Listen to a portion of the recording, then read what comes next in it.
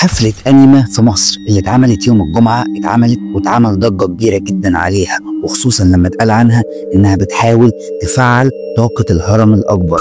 وده الكلام اللي انتشر عن الحفلة دي. طبعا عارفين فرقة أنيما اللي بتلف العالم كله وبتحاول إنها تعمل عروض بشكل مختلف، يعني الشغل اللي بتعمله بيبقى أكتر من إنه مجرد موسيقى. الموسيقى بتاعتها موسيقى غريبة جدا، وأنواع الموسيقى والترددات اللي بتستخدم فيها بيبقى نوعية موسيقى معينة بتخلي كل اللي موجودين جوه الحفلة يبقوا كأنهم فيهم هايبر زيادة، تحس إن هم كأنهم عايزين يتنططوا مع كل نغمة في الموسيقى، بس هم استخدموا أسلوب تاني غير الموسيقى بس. واتشهر جدا عن الفرقة دي إن هم بيحاولوا يعملوا فيجوال شو، بحيث إن بيبقى وراهم شاشات ضخمة جدا، والشاشات دي بتعرض عروض معينة، والعروض اللي بتتعرض عليها بتبقى أشكال أو مجسمات غريبة ومش العادي إن إحنا بنشوفه. والمرة دي بالذات الحفلة دي اتعملت يوم الجمعة عندنا بس في منطقة الأهرامات، وهو ده اللي لفت نظر كل الناس. وطبعا بنشوف حفلات كتير جدا في المنطقة دي، بس الغريب هنا في الموضوع إن مهندسين الإضاءة اللي مسؤولين عن الحفلة كانوا مركزين على بعض الإضاءات اللي موجودة في أماكن معينة،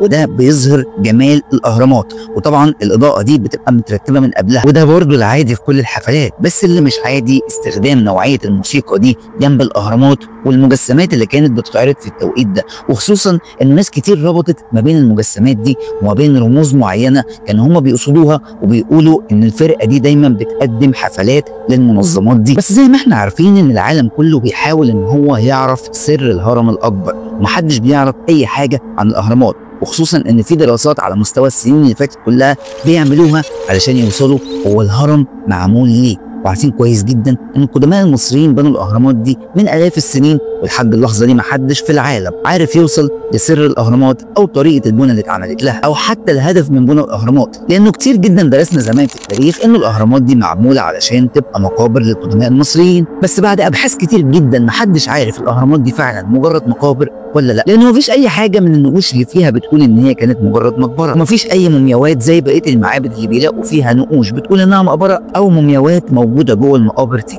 لكن الكلام الكتير اللي انتشر عن الهرم الاكبر تحديدا ان هو مصدر للطاقه، واتكلم كتير جدا ايلون ماسك في وسط كلامه وخطاباته عن اهرامات الجيزه، وعن ان في اله معين هيخرج من مصر وتحديدا من منطقه الاهرامات او منفيس على كلامه زي ما قال. بعد الحفله دي ما اتعملت كل الناس بدات تسال نفسها هي ليه الحفله دي اتعملت في منطقه الاهرامات تحديدا وبالشكل ده، وخصوصا انه في ناس كتير عندها اعتراضات على طريقه الفيجوال شو اللي بيستخدمها الفرقه دي. لما اتعملت عند الاهرامات اتعملت بابهار، يعني كل اللي كان بيشوف الحفله فعلا كان بينبهر من كل حاجه، من طريقه عرض الموسيقى اللي بجد بتبهر اي حد وبتخليه يتنطط وهو واقف مكانه، او طريقه الفيجوال شو اللي موجوده على الشاشات اللي ورا اللي بتعرض بعض المجسمات. وهنا هنقف وقفه عند المجسمات دي، لانه كتير من الناس ربطوا طريقه المجسمات دي بمجسمات غير بشريه او لناس من عالم تاني، واشكال غريبه ملهاش علاقه بالبشر، وده كله كان عند منطقه الاهرامات. وطريقه استخدام الاضاءه للهرم اللي بينت قد ايه ممكن يكون قمه الهرم هي مصدر للطاقه. وزي ما عملت فيديوهات كتير قبل كده عن الموضوع ده، وفي فيديوهات منهم بتتكلم ازاي الهرم مصدر للطاقه، ممكن اسيب لك اللينكات بتاعتها عشان تراجعها وتشوفها. الناس دي اتكلمت في انه فعلا طريقه الاضاءه اللي موجوده عند الاهرامات بتبين ان الناس دي في دماغها حاجه معينه وعايزه تفعل طاقه الهرم، اللي لحد اللحظه دي ما حدش عرف يفعلها، وما حدش يعرف يعني ايه ممكن يكون هرم من الاف السنين هو مولد للطاقه، ويكون اكبر مولد عرفته البشريه في تاريخها للطاقه. انا عادل مجدي، شيل كتير جدا من الفيديو ده عشان مهم جدا نبقى عارفين الفرقه دي كانت جايه تعمل ايه بالظبط، ولا هي مجرد حفله عاديه، ولا فعلا كان قصدها حاجه تانيه زي ما بعض الناس بتقول. مستني رايك ضروري جدا في الكومنت، هل انت معتقد ان الهرم فعلا مصدر للطاقه ولا مجرد مقبره زي ما كانوا بيقولوا لنا زمان؟ بس عايز اعرف منك ايه دليلك على انه مقبره، وايه دليلك على انه فعلا مصدر للطاقه. وتفتكر الناس دي بتحاول توصل لحاجه عشان تستخدم الهرم كاكبر مصدر للطاقه عرفته البشريه في تاريخها؟